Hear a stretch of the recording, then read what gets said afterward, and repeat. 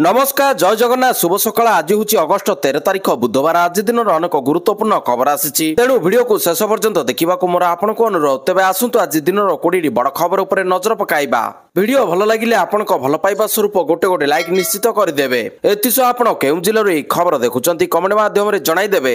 आज प्रथम खबर आज श्रीजीव राहुरेखा लगी नीति 4 घंटा बंद रधारण दर्शन बुधवार भाद्रव कृष्ण चतुर्थी तिथि श्री विग्रह मानकर राहुरेखा लगी नीति अनुष्ठित हुए एणु प्रथम भोगमंडप भोग शेष होगा आपातत अपराह 2:30 ठारू संध्या 6:30 पर्यंत 4 घंटा सर्वसाधारण दर्शन बंद रहिबा नै श्रीमंदिर प्रशासन तरफ सूचना दिया जायछि। महाप्रभु अनेक गुप्त नीति मध्य राहुरेखा लगी अन्यतम गुप्त नीति होइतिबारु दैतावती सेवायत माने गोष्ठीगत भाव में नीति को निष्ठार सह संपादन करिवे। परवर्ती खबर ओडिशा रे प्रतिष्ठा हेबो 2टी सेमिकंडक्टर मैन्युफैक्चरिंग यूनिट केंद्र कैबिनेट रो अनुमोदन ओडिशा रे प्रतिष्ठा हेबो 2टी सेमिकंडक्टर मैन्युफैक्चरिंग यूनिट भुवनेश्वर हेबो silicon carbide semiconductor unit 3D glass semiconductor unit मध्य भुवनेश्वर रे प्रतिष्ठा हेबो।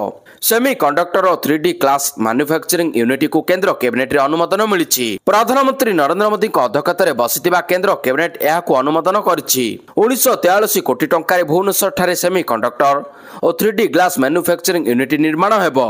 ओडिशा रे सेमिकंडक्टर निर्माण को यह आहुरी मजबूत करिबो बोली कहिसेंती केंद्र मंत्री अश्विनी वैष्णव। परवर्ती खबर भारत सीमा रे चीन रो ट्रेन लाइन चीन केबे सुधरिबो नाही केमिति भारत ऊपर नजर रखिबो सेने मास्टर प्लान करे बोधुए सेति लागि एलएसी रे निर्माण करूछि रेलवे प्रकल्प। ए रेलवे प्रकल्प हठात काहेकि कला चीन ताहाकु नै मध्य चर्चा चलिछि। कुहा जाउछि भारत ऊपर नजर रखिबाकु चीन ए प्रकल्प करूछि जहा भारत पई परोक्षरे चेतावनी सदस्य प्रकल्प गुड़िक मध्य सबुठारु गुरुत्वपूर्ण होउछि जिनजियांग एवं तिब्बत को संजोग करथिबा एक नुआ रेल लाइन जहार किछि अंश एलएसी निकट एवं विवादीय अक्साई चीन अंचल देई जिवो। ए रेल प्रकल्प भारत सुरक्षा पे एक आह्वान सृष्टि करुछि। परवर्ती खबर राहुल गांधी ओडिशा रे भोट चोरी अभियोग आनिले सोफिया फिरदौस। विरोधी दलर नेता राहुल गांधी भोट चोरी अभियोग आनिबा परे ओडिशा रे मध्ये भोट चोरी होइतिबा अभियोग आनिचंती बारवाटी कटक विधायक सोफिया फिरदौस। कटक रे एक सांबादिक सम्मेलन करी कांग्रेस विधायक एभली अभियोग आनिचंती। राहुल आनितिबा अभियोग को प्रमाणित करिबा पई किछि भोटर को एपिक नंबर को नै डिजिटल स्क्रीन रे डेमो देखाइतिले सोफिया। जणे निर्दिष्ट भोटर को एपिक नंबर को देखाई सोफिया से निर्दिष्ट नारे संपृक्त भोटर कर्णाटक और महाराष्ट्र रे पंजीकृत हेबा सह बारवाटी कटक निर्वाचन मंडली रे मध्ये पंजीकृत होइतिबा सोफिया अभियोग करछंती। परवर्ती खबर सचिवों को मुख्य शासन सचिवों को तागिद कहले सब ऑफिस रे लगाओ एआई कैमेरा। सचिवों को मुख्य शासन सचिवों को तागिद। लोकसेवा भवन रे सचिव स्तरीय बैठक मुख्य शासन सचिव मनोज आहुजा अध्यक्षतार गुरुत्वपूर्ण प्रसंग रे आलोचना चलिछि।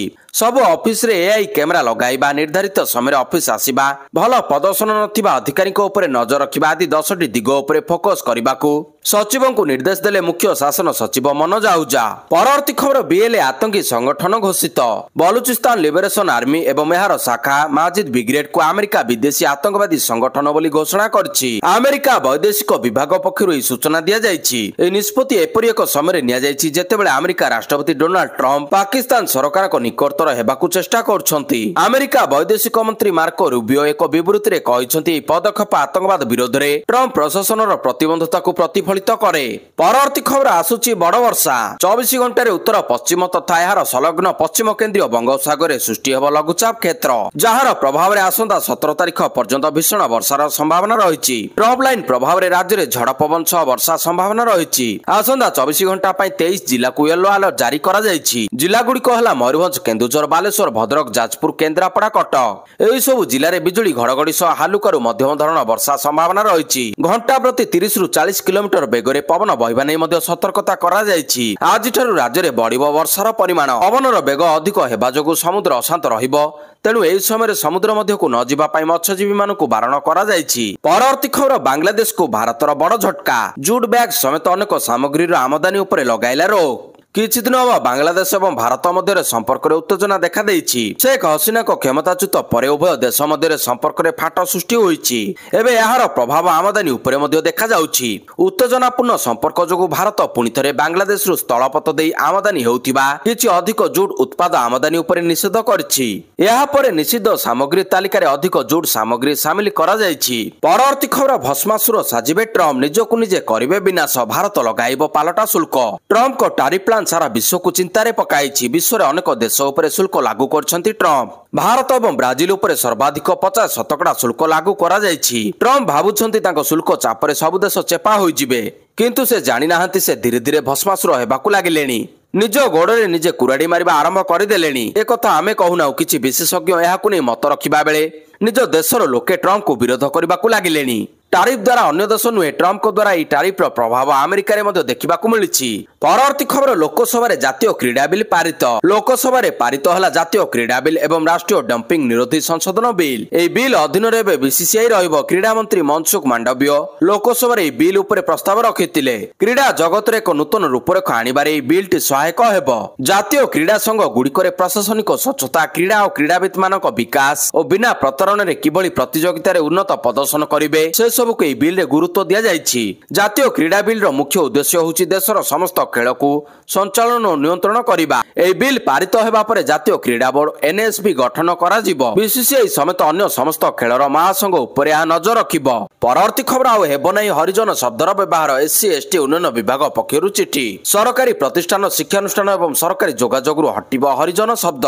ଏଣିକି ଜାତି ପ୍ରମାଣପତ୍ର ଏବଂ ଅନୁସୂଚିତ ଜାତି ସମ୍ପର୍କରେ ହରିଜନ ଶବ୍ଦ ବ୍ୟବହାର ନ କରିବା ପାଇଁ ଜାରି ହେଲା ନିର୍ଦ୍ଦେଶାବଳୀ। ହରିଜନ ଶବ୍ଦଟି କୌଣସି ସରକାରୀ ଯୋଗାଯୋଗ, ରେକର୍ଡ, କାରବାର, ଜାତି ପ୍ରମାଣପତ୍ର, ପ୍ରକାଶନ, ବିଭାଗୀୟ ନାମ କିମ୍ବା ଅନ୍ୟ କୌଣସି ସ୍ଥାନରେ ବ୍ୟବହୃତ ହେବ ନାହିଁ। ଭାରତୀୟ ସମ୍ବିଧାନର ଧାରା 341 ଅନୁସାରେ ଅଧିସୂଚିତ ଅନୁସୂଚିତ ଜାତିର ବ୍ୟକ୍ତିମାନଙ୍କୁ ସୂଚିତ କରିବା ପାଇଁ କେବଳ ସାମ୍ବିଧାନିକ ଶବ୍ଦ ଅନୁସୂଚିତ ଜାତି ଇଂରେଜୀରେ ଏବଂ ଏହାର ଉପଯୁକ୍ତ ଅନୁବାଦ ଓଡ଼ିଆରେ ଅର୍ଥାତ୍ କିମ୍ବା ଅନ୍ୟାନ୍ୟ ଜାତୀୟ ଭାଷାରେ ବ୍ୟବହୃତ ହେବ। ସମସ୍ତ ସରକାରୀ କାର୍ଯ୍ୟାଳୟରେ ଏହି ନିର୍ଦ୍ଦେଶ କଡ଼ାକଡ଼ି ପାଳନ ହେବ। ଏନେଇ ନିର୍ଦ୍ଦେଶ ଦେଇଛନ୍ତି ଓଏଚ୍ଆର୍ସି। ପରବର୍ତ୍ତୀ ଖବର, 10 ରୁ 15 ବର୍ଷ ପୁରୁଣା ଗାଡ଼ି ମାଲିକଙ୍କୁ ବଡ଼ ଆଶ୍ୱସ୍ତି। ସୁପ୍ରିମକୋର୍ଟ ମଙ୍ଗଳବାର ଦିନ ଦିଲ୍ଲୀ ଜାତୀୟ ରାଜଧାନୀ କ୍ଷେତ୍ର ଏନ୍ସିଆର୍ରେ 10 ବର୍ଷ ପୁରୁଣା ଡିଜେଲ ଏବଂ 15 ବର୍ଷ ପୁରୁଣା ପେଟ୍ରୋଲ ଯାନବାହନ ମାଲିକଙ୍କୁ ଏକ ବଡ଼ ଆଶ୍ୱସ୍ତି ଦେଇଛନ୍ତି। ସୁପ୍ରିମକୋର୍ଟ କହିଛନ୍ତି ଯେ ବର୍ତ୍ତମାନ ପାଇଁ ଏପରି ଯାନବାହନ ମାଲିକଙ୍କ ବିରୋଧରେ କୌଣସି କଠୋର କାର୍ଯ୍ୟାନୁଷ୍ଠାନ ଗ୍ରହଣ କରାଯିବ ନାହିଁ। ସୁପ୍ରିମକୋର୍ଟ ମୁଖ୍ୟ ବିଚାରପତି ବିଆର୍ ଗଭାଇ, ବିଚାରପତି କେ ବିନୋଦ ଚନ୍ଦ୍ରନ ଏବଂ ବିଚାରପତି ଏନ୍ଭି ଅଞ୍ଜାରିଆଙ୍କ ଖଣ୍ଡପୀଠ ଏହି ନିର୍ଦ୍ଦେଶ ଦେଇଛନ୍ତି। ପରବର୍ତ୍ତୀ ଖବର, ବନ୍ଦ ହେଲା କେଦାରନାଥ ଯାତ୍ରା। ଉତ୍ତରାଖଣ୍ଡରେ ବର୍ଷା ଜାରି ରହିଛି। ପ୍ରବଳ ବର୍ଷା ଯୋଗୁଁ ନଦୀ, ଝରଣା, ପୋଖରୀ, ନାଳ ଆଦିରେ ପାଣି ଭରି ରାସ୍ତା ଉପରେ ପାଣି ଚାଲୁଛି। ଅନେକ ସ୍ଥାନରେ ଭୂସ୍ଖଳନ ହୋଇଛି। ଯୋଗାଯୋଗ ବିଚ୍ଛିନ୍ନ ହେତୁ ଉଭୟ ପାର୍ଶ୍ୱରେ ଅନେକ ଗାଡ଼ି ଗୁଡ଼ିକର ଭିଡ଼ ଲାଗି ରହିଛି। ଏଭଳି ପରିସ୍ଥିତିକୁ ଦେଖି ପାଣିପାଗ ବିଭାଗ ରେଡ୍ ଆଲର୍ଟ ଜାରି କରି ଲୋକମାନଙ୍କୁ ଅଯଥାରେ ଘରୁ ନ ବାହାରିବା ପାଇଁ ଅନୁରୋଧ କରିଛି। ଏଥିସହ ରୁଦ୍ରପ୍ରୟାଗ ଜିଲ୍ଲାପାଳ ପ୍ରତୀକ ଜୈନ କହିଛନ୍ତି ଡେରାଡୁନର ପାଣିପାଗ କେନ୍ଦ୍ର ଅଗଷ୍ଟ 12, 13 ଏବଂ 14ରେ ରୁଦ୍ରପ୍ରୟାଗ ସମେତ ରାଜ୍ୟର ଅନେକ ସ୍ଥାନରେ ପ୍ରବଳ ବର୍ଷା ହେବାର ପୂର୍ବାନୁମାନ କରିଛି। ପ୍ରବଳ ବର୍ଷାର ସତର୍କତାକୁ ଦୃଷ୍ଟି ରଖି ତୀର୍ଥଯାତ୍ରୀଙ୍କ ସୁରକ୍ଷା ପାଇଁ ସତର୍କତାମୂଳକ ପଦକ୍ଷେପ ସ୍ୱରୂପ କେଦାରନାଥ ଧାମ ଯାତ୍ରାକୁ ଆଗାମୀ 3 ଦିନ ପାଇଁ ଅସ୍ଥାୟୀ ଭାବରେ ବନ୍ଦ କରାଯାଇଛି। ପରବର୍ତ୍ତୀ ଖବର, ଚୀନକୁ ସିଧାସଳଖ ବିମାନ ଉଡ଼ାଣ ପାଇଁ ପ୍ରସ୍ତୁତ ରହିବାକୁ ଘରୋଇ ବିମାନ କମ୍ପାନୀଗୁଡ଼ିକୁ କେନ୍ଦ୍ରର ନିର୍ଦ୍ଦେଶ। ଆମେରିକାର ଟାରିଫ ବୋମାରେ ସାରା ବିଶ୍ୱରେ ବଡ଼ ଧରଣର ଭୂ ରାଜନୈତିକ ପରିବର୍ତ୍ତନ ଘଟୁଛି। ହେଲେ ସବୁଠାରୁ ଆକର୍ଷଣର କେନ୍ଦ୍ରବିନ୍ଦୁ ପାଲଟିଛି ଏସିଆ। ବିଶେଷ କରି ଭାରତ ଓ ଚୀନର ସମ୍ପର୍କ। ଏହି ଦୁଇ ଦେଶ ସମ୍ପର୍କ ଧୀରେ ଧୀରେ ସୁଧୁରିବାରେ ଲାଗିଛି। ଏହାରି ଭିତରେ ଏକ ବଡ଼ ଖବର ସାମ୍ନାକୁ ଆସୁଛି। ଖୁବ୍ ଶୀଘ୍ର ଏହି ଦୁଇ ଦେଶ ମଧ୍ୟରେ ସିଧାସଳଖ ବିମାନ ଚଳାଚଳ ଆରମ୍ଭ ହେବାକୁ ଯାଉଛି। ଏନେଇ ରିଓଟର୍ସ ଖବର ପ୍ରକାଶ କରିଛି। ଆସନ୍ତା ମାସରେ ଭାରତରୁ ଚୀନ ଓ ଚୀନରୁ ଭାରତ ସିଧାସଳଖ ବିମାନ ଉଡ଼ାଣ କରିପାରିବ। ରିପୋର୍ଟ ଅନୁସାରେ ଚୀନକୁ ଉଡ଼ାଣ ଭରିବାକୁ ପ୍ରସ୍ତୁତ ହେବା ପାଇଁ ଭାରତ ସରକାର ଘରୋଇ ବିମାନ କମ୍ପାନୀଗୁଡ଼ିକୁ କହିଛନ୍ତି। ପରବର୍ତ୍ତୀ ଖବର, ଆଧାରକୁ ନେଇ ସୁପ୍ରିମକୋର୍ଟଙ୍କ ବଡ଼ ବୟାନ। ଆଧାରକୁ ନେଇ ଦେଶରେ ଆଧାର କାର୍ଡ ହେବା ପରେ ପ୍ରତି କାମରେ ଆଧାର ଆବଶ୍ୟକତା ରହିଛି। ସେ ସରକାରୀ ହେଉ କି ବେସରକାରୀ ହେଉ, ପ୍ରତି କାମରେ ଆଧାର ଜରୁରୀ ଅଟେ। ହେଲେ ଆଧାରକୁ ନେଇ ଅନେକ ସମୟରେ ଅଭିଯୋଗ ମଧ୍ୟ ଆସେ। ଖାସ୍ କରି ଆଧାର ନାଗରିକତାର ପ୍ରମାଣପତ୍ର ବୋଲି ଅନେକ ସମୟରେ ଦାବି ମଧ୍ୟ କରାଯାଏ। ହେଲେ ସୁପ୍ରିମକୋର୍ଟ ଏହାକୁ ବଡ଼ ରାୟ ଦେବା ସହିତ ଆଧାର କାର୍ଡ ନାଗରିକତାର ନିର୍ଣ୍ଣାୟକ ପ୍ରମାଣ ନୁହେଁ ବୋଲି ସ୍ପଷ୍ଟ କରିଛନ୍ତି। ପରବର୍ତ୍ତୀ ଖବର, ବୁଲା କୁକୁରଙ୍କ ବନ୍ଧ୍ୟାକରଣ। ରାଜଧାନୀ ରାସ୍ତାରେ ବୁଲା କୁକୁରଙ୍କ ଆତଙ୍କ। କେତେବେଳେ ଦୁର୍ଘଟଣା ତ ଆଉ କେତେବେଳେ ଗୋଡ଼ାଏ ଗୋଡ଼ାଇ କାମୁଡୁଛନ୍ତି। ରାତିରେ ତ ସ୍ଥିତି ସଙ୍ଗୀନ।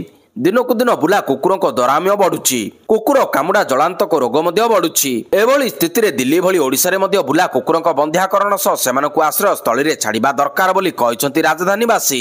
ଚଳିତ ବର୍ଷ ମେ ମାସରୁ କୁକୁର ବନ୍ଧ୍ୟାକରଣ କାର୍ଯ୍ୟକ୍ରମ ଆରମ୍ଭ କରିଛି ବିଏମ୍ସି। ବର୍ତ୍ତମାନ ସୁଦ୍ଧା 1449ଟି କୁକୁରଙ୍କ ବନ୍ଧ୍ୟାକରଣ କରାଯାଇଛି। 25 ଓ 27 ନମ୍ବର ୱାର୍ଡରେ ଏହି କାର୍ଯ୍ୟ ସମ୍ପୂର୍ଣ୍ଣ ଶେଷ ହୋଇଛି। 51 ନମ୍ବର ୱାର୍ଡରେ ବନ୍ଧ୍ୟାକରଣ ଚାଲିଛି।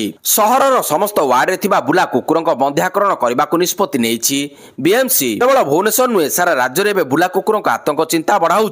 परवर्ती खबर सुवर्णपुर हेब पर्यटन हब। सुवर्णपुर जिला पर्यटन हब हेब। जिले में अनेक गुड़ी ऐतिहासिक पर्यटन स्थली रही। मंदिर मालिनी सोनपुर मां मेटकानी पाताली श्रीक्षेत्र भली स्थान गुड़िक राज्य सरकार विकास पदक्षेप नहीं। स्थान गुड़िक सहित यार आखपाखे पर्यटन स्थली गुड़िकर भित्तिभूमि विकास द्वारा सुवर्णपुर एक पर्यटन हब हो पार। पाताली श्रीक्षेत्र गस्त अवसर में उपमुख्यमंत्री प्रभाती परिड़ा गणमाध्यम को यह कहते। परवर्ती खबर निजुक्ति सृष्टि करिपारुनी एमएसएमई। राज्य में गत 5 वर्ष न्यून रही अणु लघु एवं मध्यम उद्योगर प्रदर्शन। एमएसएमई शिल्प अभिवृद्धि क्षेत्र में राज्य से भल प्रदर्शन करिपारिना।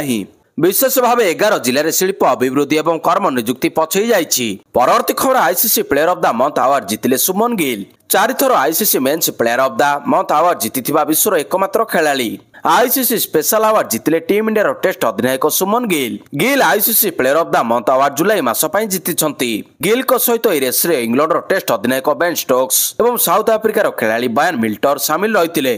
गिल एई दुई जन को पछरे पकाई जुलाई मास ICC player of the month award बाजी मारी नहीं। इंग्लैंड विपक्ष सीरीज रे सुमन गिल 754 रन करथिले। जुलाई रे खेला जायतिबा 3टी टेस्ट मैच रे गिल 94.50% रे 567 रन करछंती। एथिरे 2टी शतक मध्ये रहिछि। परवर्ती खबर सस्ता हेउछि खाद्य सामग्री। 8 वर्षर सर्वनिम्न स्तर को खसिला खुचरा मुद्रास्फीति। जुलाई रे खुचरा मुद्रास्फीति 1.55% को ह्रास पाइछि। जून मास रे 2.10% तुलना रे 55 बेसिस पॉइंट रो एक बड़ ह्रास होइछि। खाद्य मुद्रास्फीति आहरी अधिक ह्रास देखा देइछि। जुलाई रे 1.76% को ह्रास पाइछि। परवर्ती खबर आईपीएल ट्रेड गुजब को नहीं मुह खोलिले रविचंद्रन अश्विन। आईपीएल 2026 सीजन आरंभ होगा पूर्व गुजब को नहीं विवाद देखा देलानी। रविचंद्रन अश्विन प्रथम थर पई ताको ट्रेड नहीं चलुथिबा गुजब विषय मुह खोलिछंती। ए विषय चेन्नई सुपर किंग्स सीएसके को स्पष्ट उत्तर मागिछंती। 2025 मेगा नीलाम रे अश्विन को 9.75 कोटी टंका रे किनिथिला सीएसके। हेले ई सीजन तांको पई निराशजनक रहितिला। अश्विन 9टी मैच रे मात्र 7टी विकेट नेइथिले। से मात्र 33 रन करथिले।